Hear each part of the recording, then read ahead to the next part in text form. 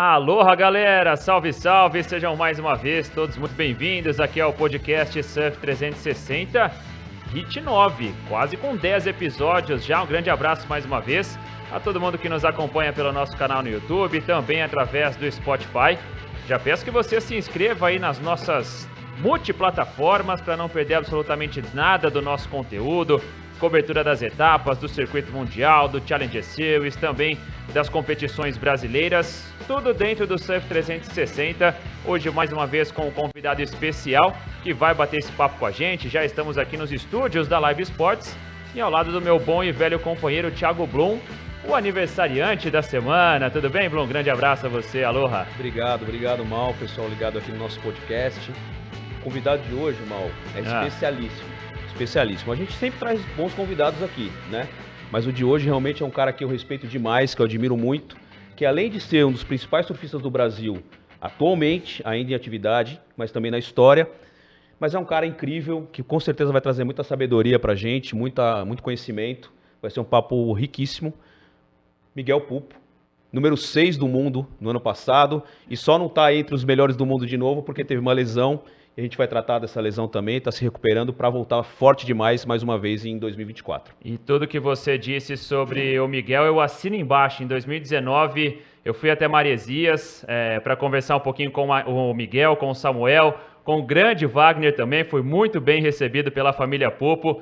Miguel, grande abraço a você, seja bem-vindo aqui ao podcast Surf 360.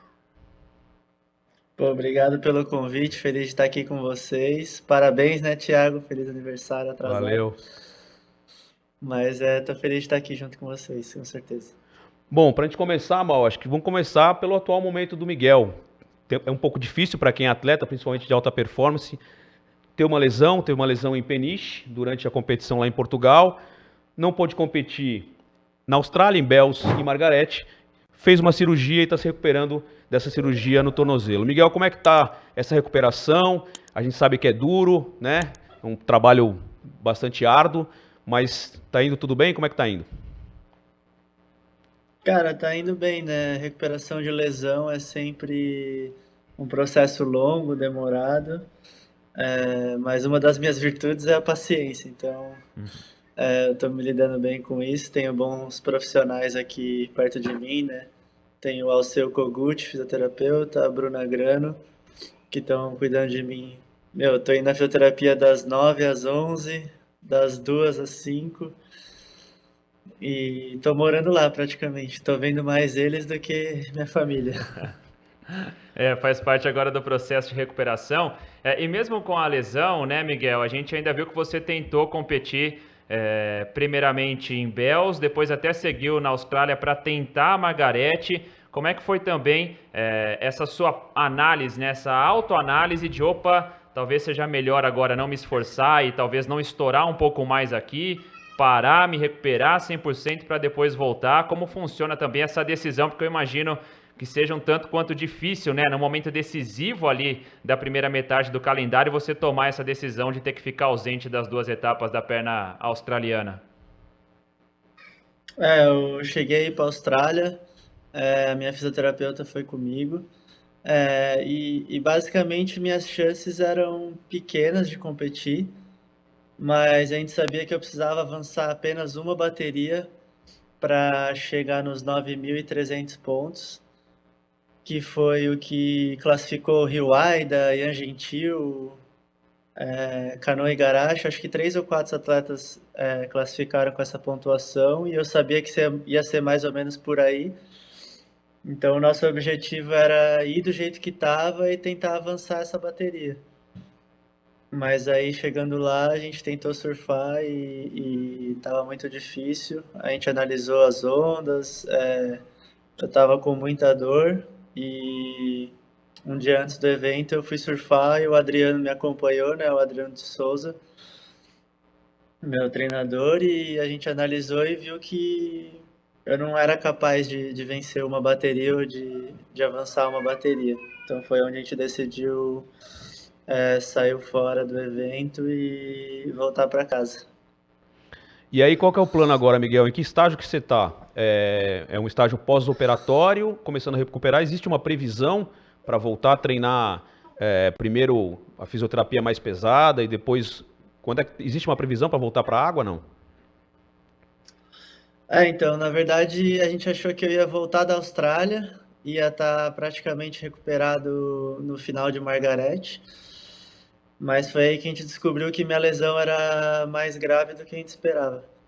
Eu acabei ficando com uma certa frouxidão ligamentar, uma certa instabilidade. Foi onde a gente resolveu entrar com a cirurgia para poder fazer a reconstrução desses ligamentos. Então foi aí que a gente entrou por uma rua mais estreita do que a gente esperava. Uhum. Mas assim que saiu meu wildcard também, que foi uma boa notícia para mim para o ano que vem. Então isso me deu um alívio maior e uma coragem a mais para poder encarar a cirurgia, né? Porque talvez se eu não tivesse esse wildcard, eu teria que encarar snapper com uma perna só. E aí a gente não sabe o que ia acontecer. Então feliz de ter esse wildcard e ter me dado essa tranquilidade para entrar com a cirurgia e realmente recuperar. Mas a gente não tem uma previsão. Vou dar até um spoiler aqui para vocês em primeira mão. Que eu tô me recuperando bem rápido, a médica tá bem impressionada com o nível da minha recuperação, a gente tá bem adiantado, que não é nada forçado, tá adiantado mesmo, porque meu corpo tá respondendo bem e a gente já tá feliz com isso, então talvez eu acabe retornando pra água antes do esperado, mas acredito que eu vou estar 100% em meados de agosto ali, agosto, setembro, pode ser que eu esteja bem, surfando bem já.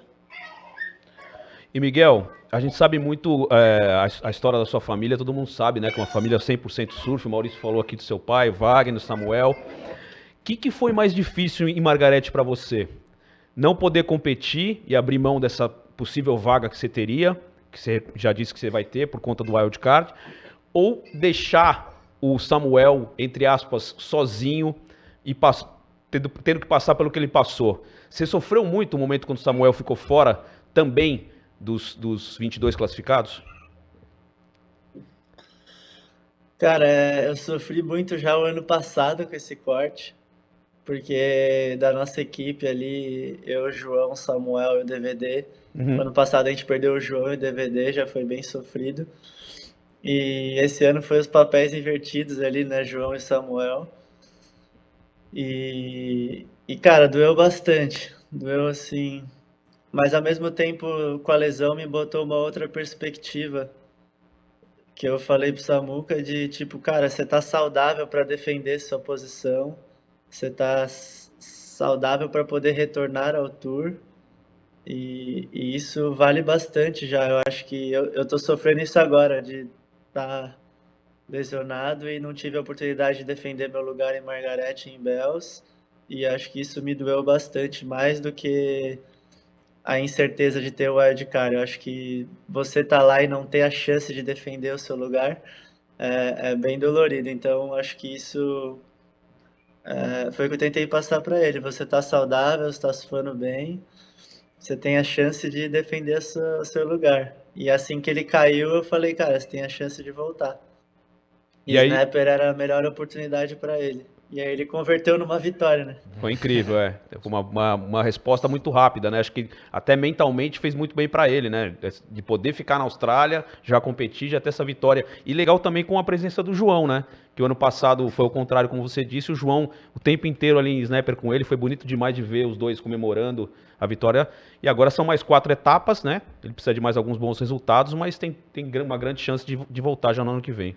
E aí, Miguel, quanto pesa a sua experiência também para poder contribuir o máximo possível com esse momento do Samuca, né? Porque a gente já tem você trilhando esse caminho no circuito mundial há alguns anos, o Samuca que ainda está chegando e não sei se você pode até revelar algo, né? Porque o primeiro ano dele no CT foi muito meteórico. Já fazendo final em Saquarema, com Felipe Toledo, praia lotada, todo mundo, e acho que até de uma forma precipitada, né, depositando uma confiança em alguém que ainda vive um período de adaptação, em competir com os melhores do mundo, e aí tem o lado da família, do Wagner com toda a experiência, de você que já vive esse cenário do circuito mundial há um bom tempo, desde a subida também do Samuca, como tem sido os papos assim em casa de, legal, primeiro ano foi meteórico, mais os pés no chão, vamos com calma, uma segunda temporada já mais difícil.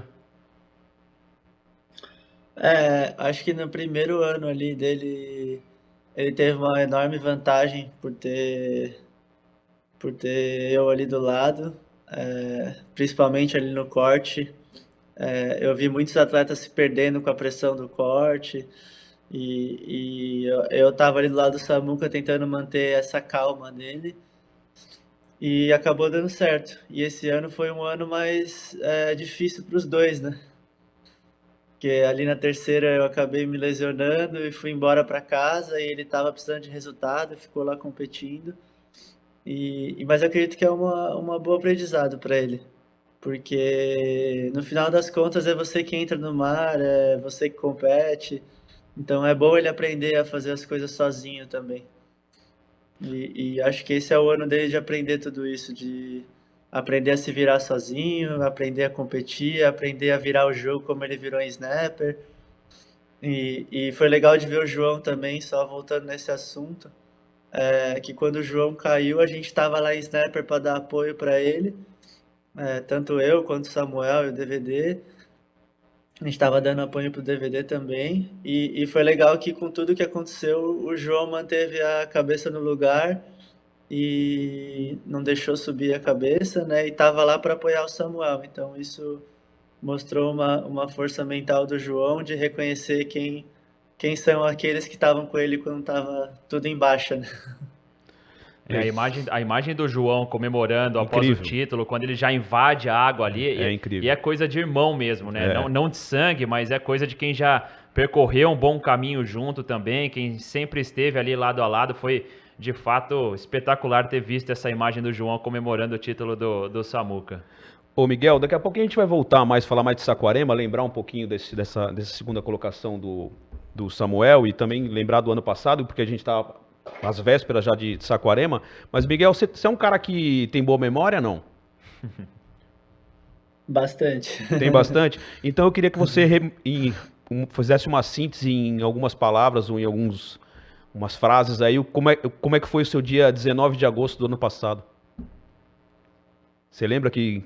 19 de agosto do ano passado? Você lembra desse dia, não? Foi o grande dia, né, da minha carreira. Tahiti, né? Eu acredito que talvez o segundo. Acho que o grande dia da minha carreira, para mim até hoje, foi dezembro de 2013, onde eu peguei a onda da minha vida em pipeline para classificação daquele ano. Mas sem dúvida a vitória do ano passado tem um gostinho especial. Acho que todo atleta quer vencer ou em pipeline ou no Tahiti. E eu tive a felicidade de vencer no Tahiti, que talvez seja uma das ondas mais temidas do planeta. Mas conta como é que foi esse dia, como é que a coisa foi evoluindo, como é que você foi sentindo, falou assim, pô, tô num dia bom, é pra mim, e aí a coisa foi acontecendo, até você ganhar do Caulivast, que é um local de Tiahupo, né? Ele tinha passado pela triagem, tinha vencido a triagem e estava passando por cima de todo mundo. E vale lembrar também, só fazendo um parênteses, que no ano que vem a competição olímpica vai ser em Tiahupo e o Caulivast já está classificado para representar a França. Vai ser com certeza um cara perigosíssimo aí, candidatíssimo a uma medalha. Mas como é que foi esse dia, Miguel? Quer dizer, esse campeonato, mas chegando nesse dia, as coisas foram acontecendo e como é que você foi se sentindo? Conta um pouquinho pra gente. Cara, pra te falar a verdade, o ano inteiro foi um sentimento muito bom, né?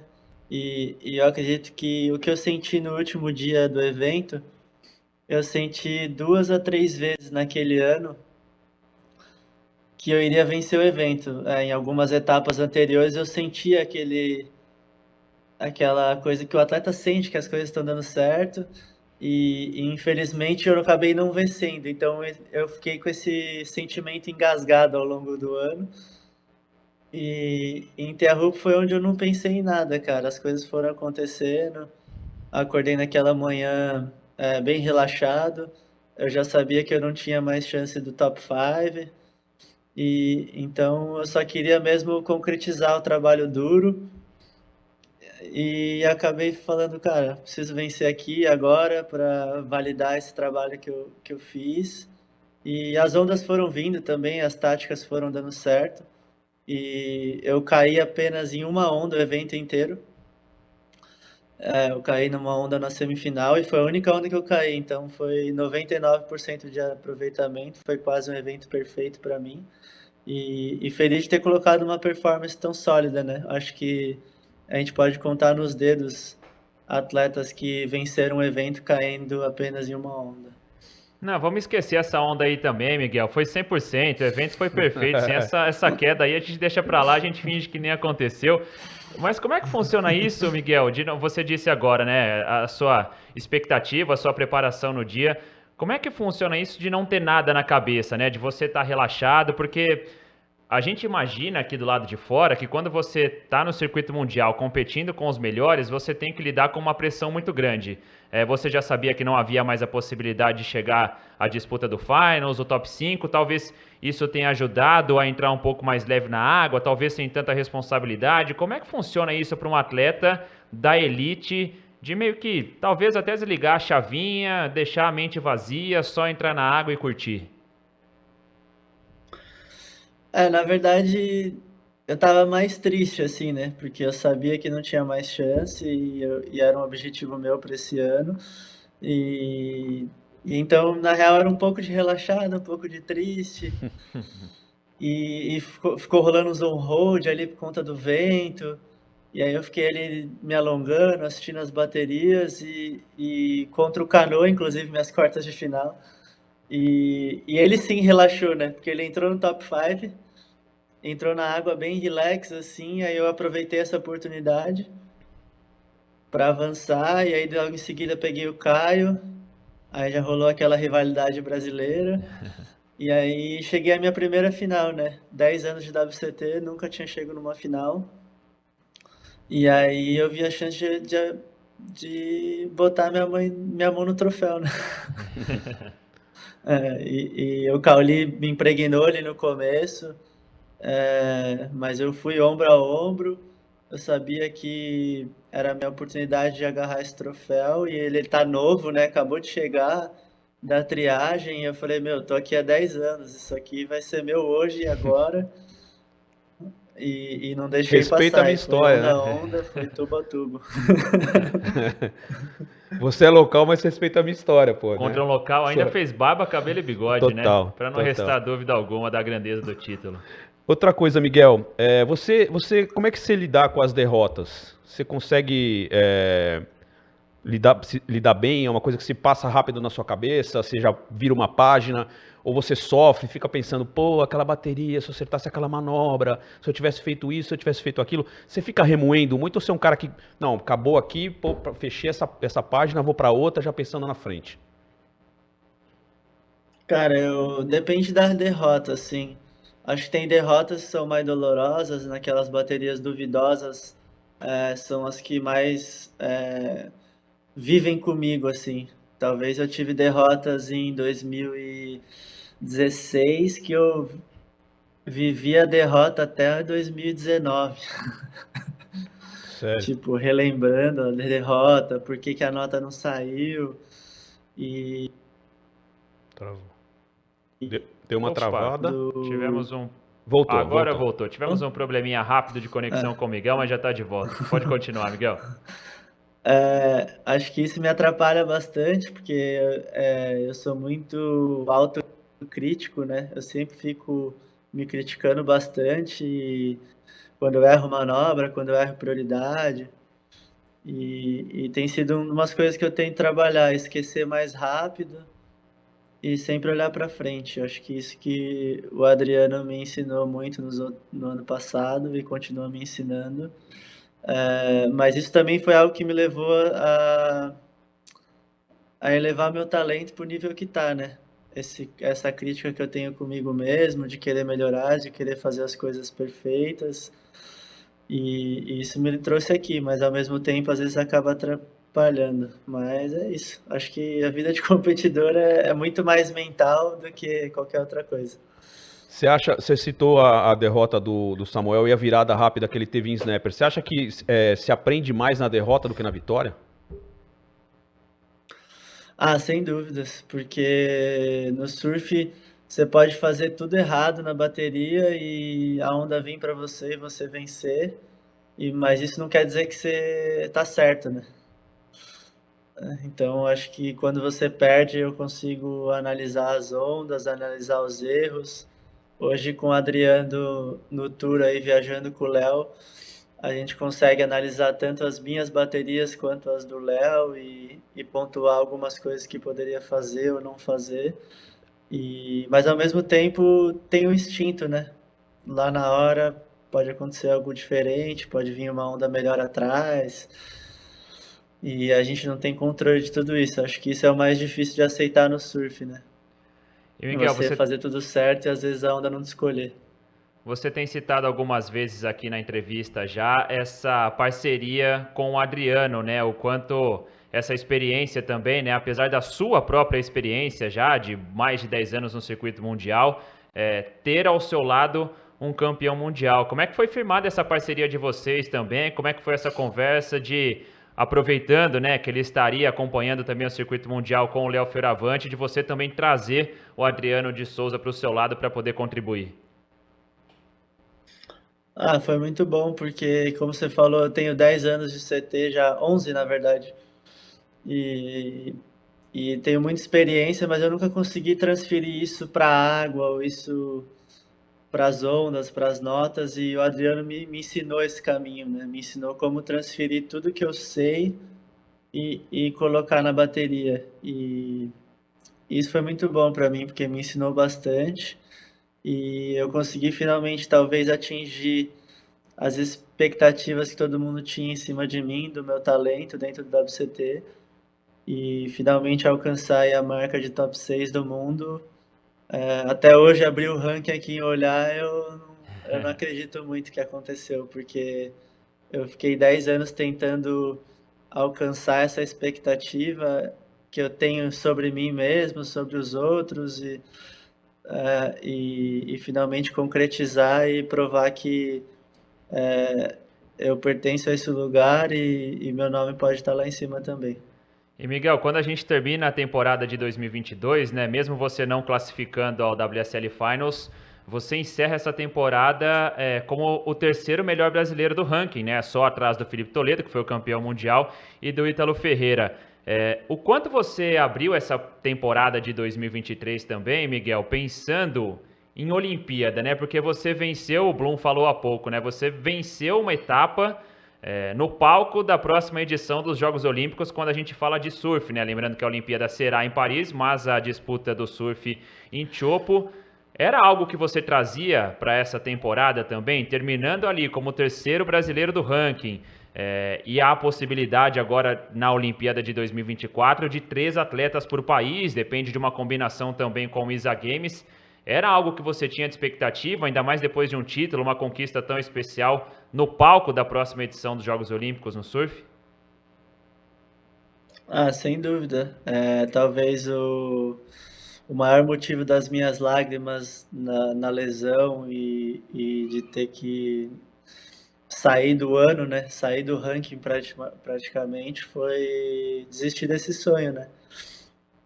E é isso que me dói até hoje, porque eu fiz o começo de 23 melhor do que o ano passado. Então, talvez eu estava projetando uma temporada melhor. E, obviamente, no final disso estavam as Olimpíadas. E saber que as Olimpíadas vai ser no lugar onde eu venci meu primeiro evento, um lugar onde eu tenho tanta afinidade.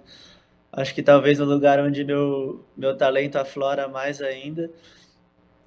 E é isso. Pra te falar a verdade, já muitas lágrimas rolaram por conta disso. E largar esse sonho, desistir desse sonho e não ter a chance de ter lutado por ele me dói bastante, com certeza. Miguel, vamos falar um pouquinho de Saquarema agora. É uma etapa especial para todos os brasileiros, não por acaso, né? Tá no Maracanã do surf. A gente vê o Felipe, como sempre, ali ganhando as últimas etapas, brilhando demais. O chefe de Saquarema, né? O cara que pega a chave e abre a praia pra galera entrar. Mas o que você espera para esse ano, depois do que tudo que aconteceu ano passado, Miguel? Também você foi muito bem, foi muito legal, a gente vê o domínio brasileiro, né, todo no ano passado, e com o seu irmão chegando na final. Antes de tudo, não sei se você já tem esse spoiler, mas tem rolado a informação que o Samuel pode receber um wildcard também para disputar, né, Saquarema de novo. Tem essa novidade ou não? E o que você espera para essa etapa, que é uma etapa especial e que vai direcionar muito o que pode acontecer dos classificados, né? A partir dali, o que vai acontecer para a chegada das finais? Acredito que vai ser bem legal o evento desse ano, principalmente a corrida olímpica, né? A gente tem o João ali e o Felipe ali na ponta do ranking.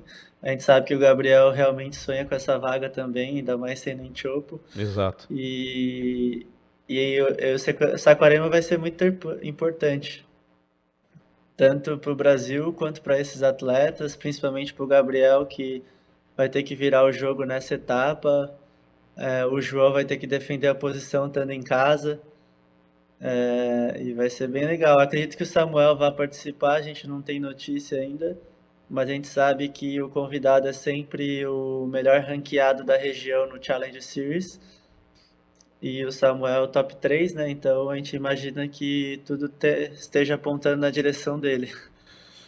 Mas vai ser um evento bem legal e com certeza o Felipe vai ser o cara a bater, né? Sempre. Você vai conseguir ir até Saquarema para assistir ao vivo ou vai, por conta da recuperação, você não vai sair de Balneário e vai ficar por aí? Cara, a princípio eu vou ficar por aqui. Até porque vai ser muito doloroso para mim assistir de perto. Imagino. E ficar lá olhando o pessoal competindo e eu não tô nem surfando. Não que eu esteja. Não que eu vou invejar eles assim ou algo do tipo, mas me dói bastante de não poder estar competindo, não poder surfar, que é o que eu amo. Mas eu falo com os meninos todo dia, eu troco mensagem com o Felipe, falo com o Iago, falo com o João, então eu tô sempre mandando uma vibe boa e espero que meu irmão participe. E isso deu um gás para ele para chegar em Balito garantindo a vaga.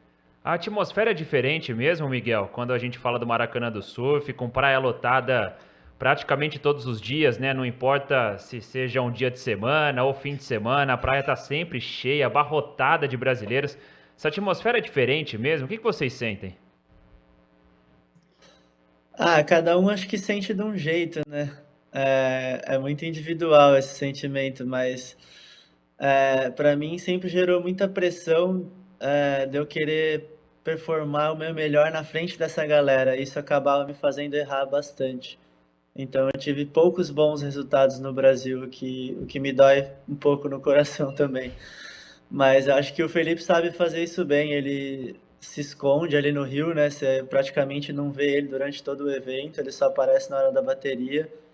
E eu acho talvez que essa seja a maior a dificuldade do Gabriel. Acho que a atenção toda do evento do país está em cima dele e isso acaba aliviando para o lado do Felipe também. Eu acho que por conta disso o Gabriel ainda não tem ido bem no Saquarema. Acho que ele tem que se esconder um pouco mais e fugir dessa tensão toda. E o Samuel soube lidar muito bem. Acho que o Samuel foi o Dark Horse do ano passado, que tinha o Ítalo também na semi. Acho que toda a atenção estava em cima desses grandes nomes que a gente tem no nosso país. E o Samuel foi comendo pelas beiradas, competindo muito bem e chegou lá. Obviamente a gente queria que ele tivesse botado uma briga maior com o Felipe, mas o Felipe estava impossível aquele dia. Para variar, o Felipe impossível em Saquarema, né? Mas realmente foi incrível de assistir e ver chegar uma semifinal com 4 brasileiros, né? Como o Miguel falou. Foi realmente um evento especial. Tomara que isso se repita agora em 2023 e que essa briga aí olímpica que a gente está falando fique ainda mais apertada, fique mais legal nos últimos 3 eventos, que aí vai para África do Sul, desculpa, mais 2 eventos. África do Sul e Tcharrupo. E aí terminando para ter os brasileiros, quem sabe 3 brasileiros entre os 5. Finals, ao que tudo indica, a única definição que ainda ficará em termos de Olimpíada será dos brasileiros, né? Porque dos 5, provavelmente 3 serão do Brasil, e aí além do Finals, para nós aqui brasileiros ainda tem esse tempero especial de conhecermos aí quem serão os 2 classificados via WSL, né? Lembrando dessa possibilidade ainda de classificação em 2024. vencendo por equipes na próxima edição do ISA Games. É verdade, é isso mesmo. Miguel, vivemos alguns dias turbulentos aí agora recentemente. Não vou querer te colocar aqui numa saia justa, numa posição de dificuldade. Eu sei que você faz parte da elite, faz parte do jogo. A minha pergunta, não vou entrar nessa polêmica de perseguição com os brasileiros e tudo mais. A gente conversou semana passada aqui com o Phil Hagman também, e ele falou sobre isso, que tinha uma coisa de perseguição. Ele sim bancou essa história contra os brasileiros, mas não vamos entrar nesse mérito. Como é que você tem visto a postura... Não a postura, como você tem visto a colocação que a Liga tem feito em relação ao critério de julgamento de uma maneira geral? Houve muita polêmica na piscina e com esse crescimento do surf brasileiro, outra coisa que a gente tem falado muito aqui, o Brasil criou milhares de técnicos, né? Já tinha técnicos de futebol, agora viramos técnicos de torcedores de surf também. Principalmente depois da Olimpíada. Então, ainda vencendo muito, o pessoal não quer perder, se acostumou muito a ganhar. Como é que você tem enxergado isso, esse cenário todo, e o que você acha que seria possível ser feito para que essas polêmicas todas diminuíssem em relação ao julgamento, né? A WSL colocou uma nota que foi apresentado os critérios a todos os atletas para a piscina. E na piscina, como a gente sabe, seria o lugar ideal para você ter uma comparação onda a onda, né? Por ser uma máquina e ser uma coisa igual para todo mundo. E houve toda essa polêmica, esse jogo, com o Gabriel se posicionando, com o Felipe se posicionando. Como é que você enxerga essa cena toda e o que você acha que pode ser feito para que isso fique menor dentro das discussões nos campeonatos? Cara, eu acho que já tá menor em relação aos outros anos. Acho que se você pegar e entrevistar o Teco, o Fábio, o Neco, eles vão te contar que provavelmente era 5 vezes por evento. Perseguição, você diz, em cima dos A gente brasileiros?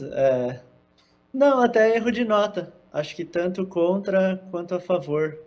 Acredito que esse ano rolaram algumas a favor do Brasil. Obviamente eu não vou ficar pontuando, mas ninguém lembra e ninguém reclama. Mas acredito que contra são as que dói mais, né? Com certeza. Já rolou comigo. Acredito que a pior que eu já vi na minha vida rolou com o Jadson.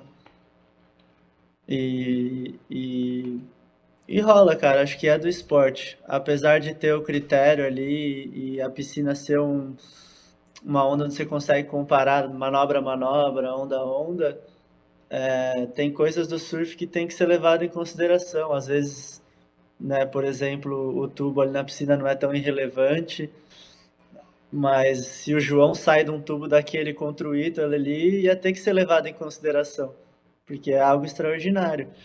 E então, apesar de não estar tão pontuado no critério, algo extraordinário sendo feito ali tem que ser levado em consideração. Então, e apesar deles falarem grau de dificuldade, explosão, fluidez e tal, ninguém consegue executar a mesma manobra igual. A minha rasgada não é igual à rasgada do Felipe, a batida do Ita não é igual à batida do Gabriel, mas é a mesma manobra, é uma batida. Então é comparável, mas não é comparável. Praticamente assim que dá para resumir.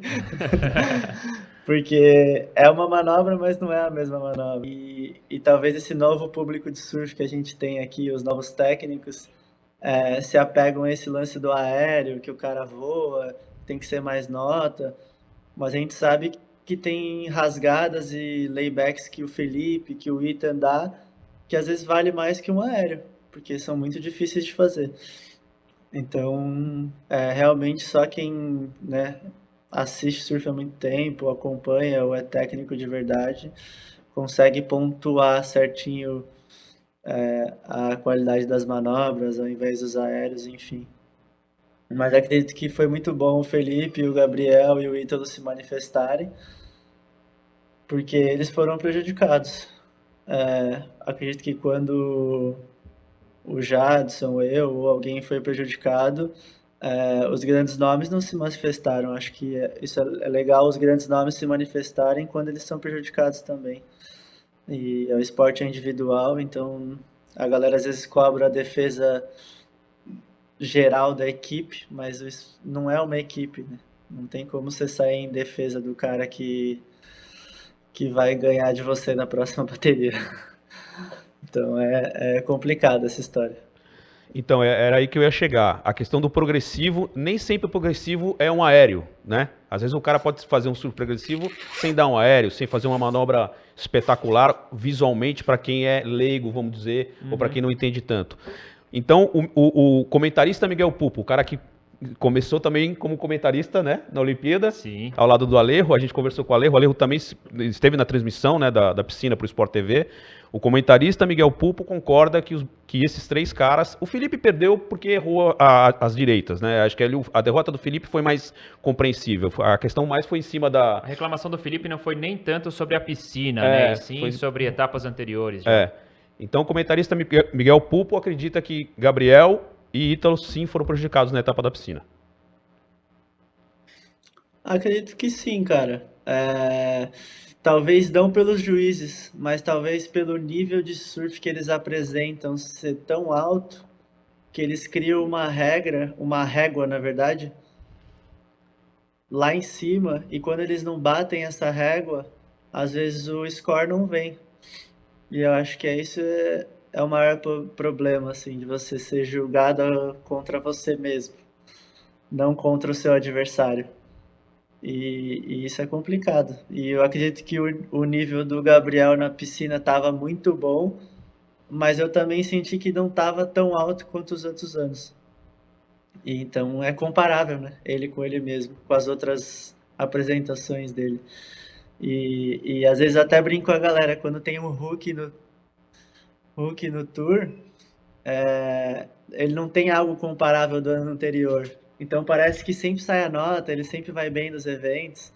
E aí no segundo ano parece que eles começam a segurar mais ou as notas não saem mais tanto, porque já tem algo a se comparar. Não gera surpresa, né? Não sei se vocês vão concordar. Não sei se vão concordar comigo quando. Vou dar um exemplo assim, quando o Frederico chegou no CT, fez várias finais, aí no ano seguinte ele saiu. E aí, tipo, você fala, pô, mas ele desaprendeu a surfar. Não, talvez ele não apresentou o mesmo nível ou não apresentou algo novo. Não sei te dizer, porque não é algo escrito, não é pontuado. Mas eu acredito que o grande segredo do Tour é estar sempre batendo essa régua ou apresentando algo novo. Acho que existe essas mensagens entre linhas aí, que às vezes a galera deixa passar desapercebido. Falei pra você, Maurício, no começo, que o cara ia trazer muito conhecimento, muita sabedoria. A gente sabe como funciona, olhando de fora, parece E que é uma visão coisa. diferente, E é uma completamente visão de um diferente. cara que tá 10 anos, 11 anos no circuito mundial, já entrou, já saiu, já voltou, né? Então E interessante também de saber separar o que é o mais comum hoje. Eu estou utilizando o termo comum aqui, mas não é comum porque é muito difícil de fazer, né? Mas é o que a gente tem visto, principalmente recentemente, né? Dessa nossa geração brasileira, a questão do surf mais progressivo, dos aéreos que obviamente encantam todo mundo, mas que não se restringe somente a isso, né? Que outras manobras que na teoria parecem mais fáceis, só que são tão importantes quanto hoje você dar um aéreo e utilizar e optar por esse surf progressivo. Então, interessante também o que disse o Miguel em relação a isso. e lembrar, né, Miguel, que a gente tá falando de caras como Griffin Colapinto, Ethan New e Jack Robinson, são caras talentosíssimos também. A gente criou esse hábito de achar que só o Brasil, né, porque a gente Sabe fazer. Então a gente às vezes assusta esse, entre aspas, mau costume da gente ter, pô, o Brasil ganhou 6 títulos mundiais nos últimos 8, estamos ganhando toda etapa, sempre tem alguém no pódio.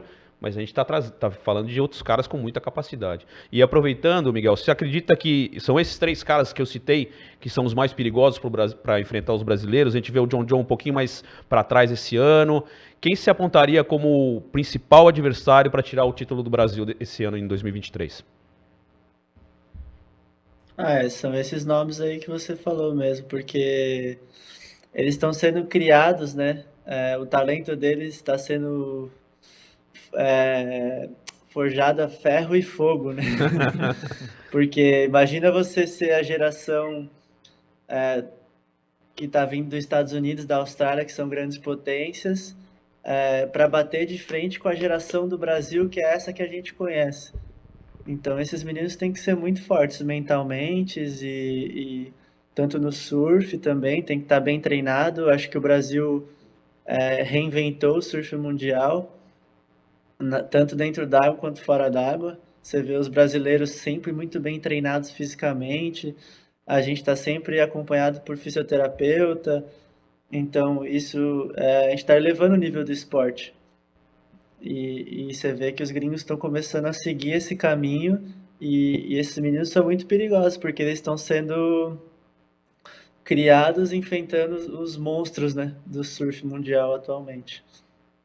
E Miguel, a rivalidade que rola dentro do CT, ela é, na sua maioria, sadia, porque depois de todas as polêmicas também da piscina, e aí de uma maneira, infelizmente, né, negativa, muitos brasileiros foram às redes sociais do Ethan, foram às redes sociais do Griffin, e assim, vamos deixar claro que polêmicas à parte, cada um tem o seu direito de pensar, se acha que os brasileiros estão sendo perseguidos ou não. O Griffin, o Ethan, os outros adversários dos brasileiros, eles não têm absolutamente nada a ver com isso. Então não adianta o cara ir na rede social do Griffin e xingar o americano ou xingar o Ethan. Então assim, isso é inaceitável, né? Polêmicas à parte, cada um tem o seu modo de pensar, mas eles não têm nada a ver. E depois de toda essa polêmica, o Felipe postou uma foto, né, junto com o Griffin e o Gabriel, os três viajando juntos para El Salvador. Então, assim, praticamente colocando um ponto final nessa discussão. Mas a rivalidade dentro do CT, ela é, em sua maioria, sadia ou também há alguma rivalidade, assim, mais pesada e negativa? Cara, eu acho que eu não diria rivalidade jamais negativa. Eu acho que a rivalidade do CT é muito séria. Tipo, você pode perguntar a alguém que chegou do QS agora no CT e fala qual que é a diferença. É a seriedade do negócio. É mais dinheiro, é mais Uhum. visibilidade, é ranking, é título mundial. Então você vê poucos sorrisos, poucas conversas, pouca diversão. Talvez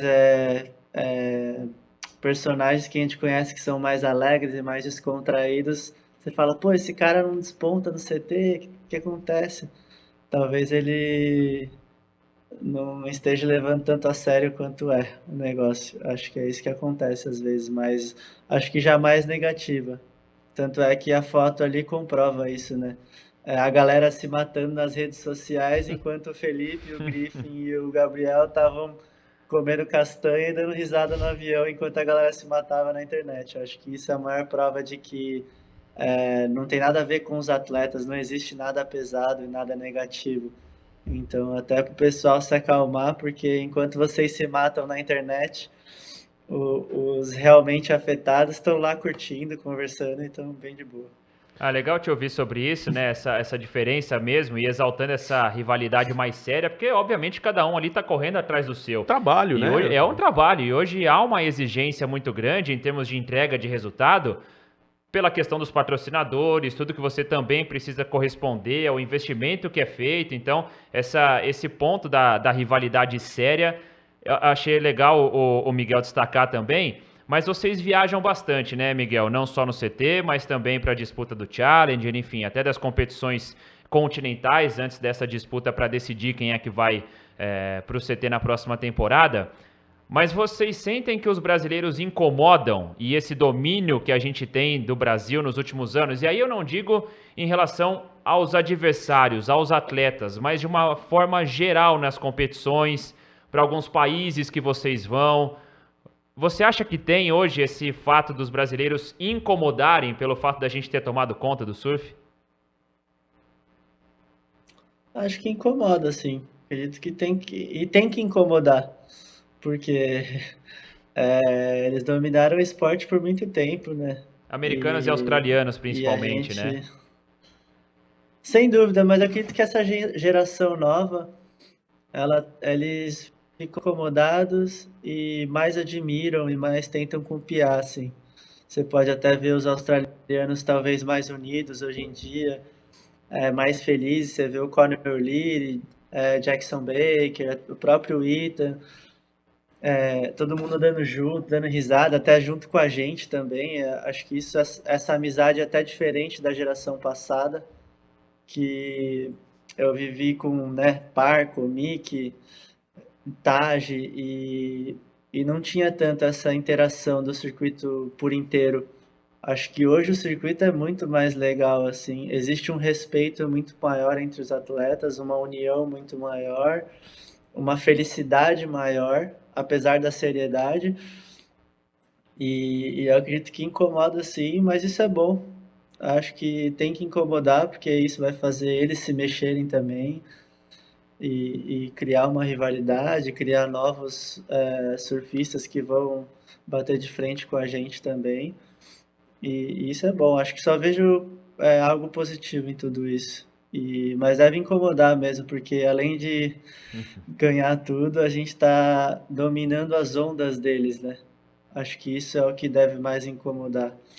Porque antes aí, eles sempre falavam, quero ver quando chegar em tal lugar, quero ver quando chegar em tal onda. E hoje em dia a gente domina Chopo, J-Bay, Tressos, e Pipe. domina todas as ondas, Snapper, Pipe. Então, para eles deve incomodar bastante a gente dominar todos esses lugares. Eu quero é que eles fiquem mais uns 30, 40 anos incomodados, não tem problema algum, viu, Miguel? Miguel, você é um cara que gosta muito de tênis também, né? Acompanha sempre de perto os grandes eventos. É um outro esporte individual. Eu queria saber se dá para fazer um exercício de comparação, que apesar de ser dois esportes individuais, são muito diferentes as competições.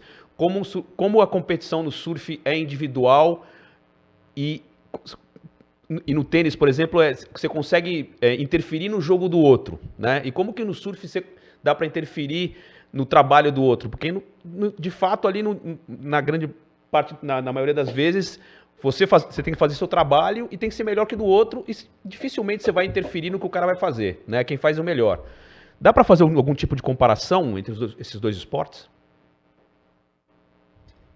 Acho que dá no mental, assim, de se perdoar nos erros e tentar sair de situações difíceis.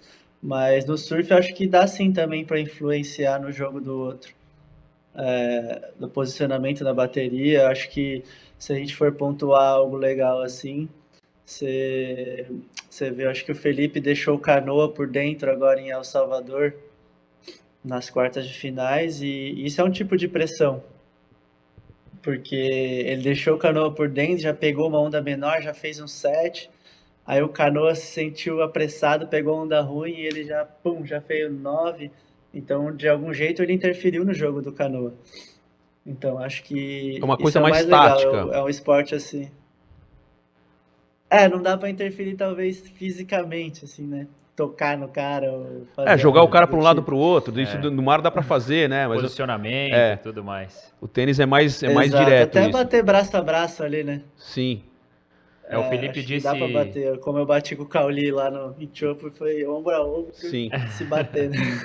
Teve uma do Gabriel com o João também, Gabriel com o Margarete, se não me João engano. também. O Felipe disse isso, né, após a vitória sobre o Canoa em El Salvador, né, que o quanto seria importante na tática dele entrar o quanto antes e já pegar a primeira para depois até jogar uma certa pressão. E aproveitando esse lado fã de tênis do Miguel, então vamos lá, né? A gente viu agora recentemente também em Roland Garros o trabalho mental que é feito pelo Novak Djokovic, né? Há uma discussão, qual é o maior da história, mas acho que em termos de preparação mental não há qualquer questionamento de que o Djokovic é o mais preparado da história do tênis. Quem é o Djokovic do surf, então, Miguel, nesse sentido de preparação mental, de nada abala o cara e não adianta aconteça o que tiver pela frente, ele vai passar, vai superar? Cara, acho que o Careca é nosso Djokovic aposentado, vamos dizer assim. Talvez ele não seja mais tão forte mentalmente quanto era antes, mas é o maior da história, né? Ele já competi com ele várias vezes, o jeito que ele pensa na bateria, o jeito que ele age. A gente tem o nosso Djokovic, né, que eu acredito que seja o Gabriel, que eu acho que ele tem a maior porcentagem de vitória em baterias depois do Kelly Slater. Isso já mostra o tamanho que o Gabriel tem. E sem dúvida é um dos mais fortes. Mas acho que o surf tem algo que não tem em nenhum outro esporte, que apesar de você estar forte mentalmente, confiante e bem treinado, se a onda não vier, A natureza, você né? perde sem nem jogar. Você perde sem jogar. É. Miguel, vamos falar rapidinho de perrengue. Assim, o surf é um esporte que muitas vezes coloca vocês em situações de risco. Tem algum perrengue, um dia que você passou um medo muito grande que você pode contar pra gente? Alguma coisa que tenha acontecido que você fala assim, cara, dessa vez, ufa, passei por essa. Ah, tem todo evento, né? Eu passei por uma dessa ali em Portugal antes de me machucar. Na semana anterior do evento, o mar estava bem grande, acho que tinha uns 6 a 8 pés, até um pouco mais. E aí eu fiquei tomando na cabeça, tomando. E aí quando eu tava chegando no outside, minha prancha quebrou no meio. E aí eu fiquei só com o toquinho, assim, né? E aí com o toquinho é pior, porque ele fica te puxando pra baixo d'água. Aí entrou outra série, eu fiquei tomando na cabeça, comecei a engolir bastante água, comecei a passar mal. E aí comecei a ficar com falta de ar, né? Aí eu me acalmei, agarrei o toquinho, consegui chegar na areia, cheguei na areia, comecei a vomitar. Aí veio a minha fisioterapeuta correndo assim, você tá bem? Você tá bem? Aí eu falei, tô bem, mas passei por uns apuros agora. E essa foi uma bateria que você conseguiu voltar ainda e competir? Ou... Era free surf? Não, foi antes do evento. Ah, tá, no free surf. Foi antes do evento, foi no free surf. Eu acho que na semana anterior ao evento deu altas ondas. Acho que você vai lembrar, acho que tem uma onda do Ítalo que ele postou um tubão assim, que ele falou, tava sozinho na água e tal. Uhum. O mar tava bem grande, foi naquela semana ali que poucos atletas estavam na água. E Miguel, você falou lá no início do nosso podcast aqui, né? Como é que tá essa sua recuperação física também, para voltar o quanto antes? É isso que a gente espera, te ver na água também o mais rápido possível. Mas a gente falava, né, até sobre preparação mental e o lado mental que você também precisa ter em momentos como esse, né? De saber lidar ali com uma adversidade dentro da água. Isso é algo que você tem trabalhado mais também? Você falou sobre a importância do Adriano, né? Para que você possa hoje, enquanto estiver ali na bateria, aplicar tudo aquilo que você sabe que precisa fazer e transformar isso em bons resultados. Você tem se preparado mais mentalmente também? Como é que está esse seu lado de preparação, até pensando na sua volta em 2024? Cara, tenho trabalhado bastante.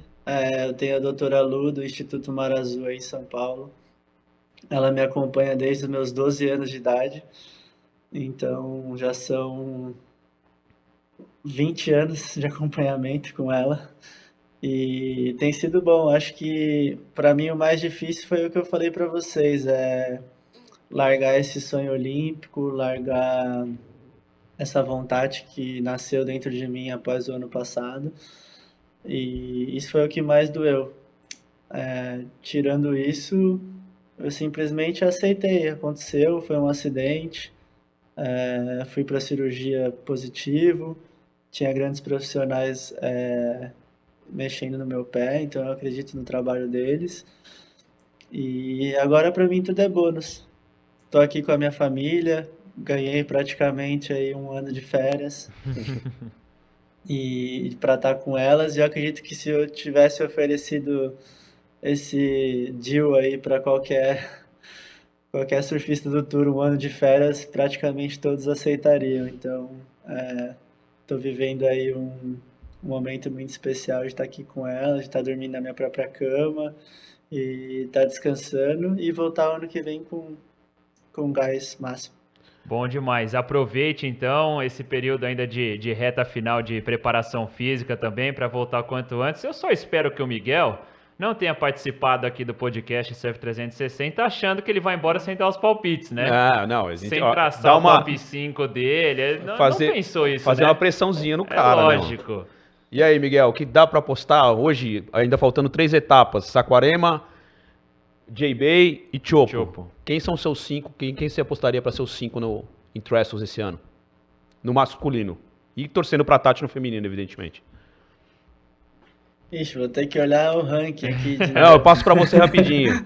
Primeiro tá Griffin ainda em primeiro, Felipe em segundo, João em terceiro, Ethan em quarto e agora o Gabriel roubou o quinto lugar do Jack, que foi mal nas últimas etapas aí. Sim, acredito que o Ítalo tá subindo também, né, com os Sim. últimos resultados. É um cara que nunca dá para tirar da equação, mas eu aposto que o Felipe vai chegar com a lycra amarela e eu acredito que o Griffin vai estar logo em seguida. Ethan Ewing, João e Gabriel. Aí você coloca então o Felipe, Talvez só alternar a ordem aí, Gabriel, João, João, Gabriel. mas de qualquer jeito eles seriam pode ser. fariam o primeiro duelo aí do quinto contra o quarto, né? Independente dessa posição aí. Acredito que sim, até porque pelos pontos que o João já acumulou no começo, acho dificilmente ele sair do top 5. Mas a gente sabe que o Gabriel é cavalo de chegada, né? Então ele pode acelerar bastante nesse final também. Boa, gostei desse top 5 do Miguel aí. Tá bem próximo do que a gente pensou também, né? Eu Não acho dá que a gente só trocou, na verdade, porque o início do Jack Robinson foi muito bom, né? E o lá Jack- atrás a gente colocou o Jack na vaga do Ethan. E aí, quando foi se desenhando a temporada de 2023, o Jack até sofrendo com lesão, acabou perdendo a etapa de Margaret, né? Casa dele, né? E aí o Ethan foi subindo e hoje há essa disputa também entre os australianos ali. O Jack ainda lesionado, né? Então, lesionado, não conseguiu performar na Agora piscina. lesão no pé, né? Exatamente. E na piscina não foi bem, e também não foi bem agora em El Salvador. Eu achei que o John fosse ser um cara para brigar um pouco mais, tá um pouco mais regular ali, regular no sentido para baixo, né? Não tá tendo resultados muito Diferentemente dos expressivos. últimos anos em que ele sofria com lesões, ele até tem mantido, né? Tem se mantido nas etapas, mas não com os resultados dos anos em que ele foi campeão mundial. Miguel, legal demais a sua participação aqui, poder te ouvir com tanta experiência, com tanta sabedoria. Verdade. A gente está aqui já na expectativa para te acompanhar na próxima temporada. E esse ano já, né?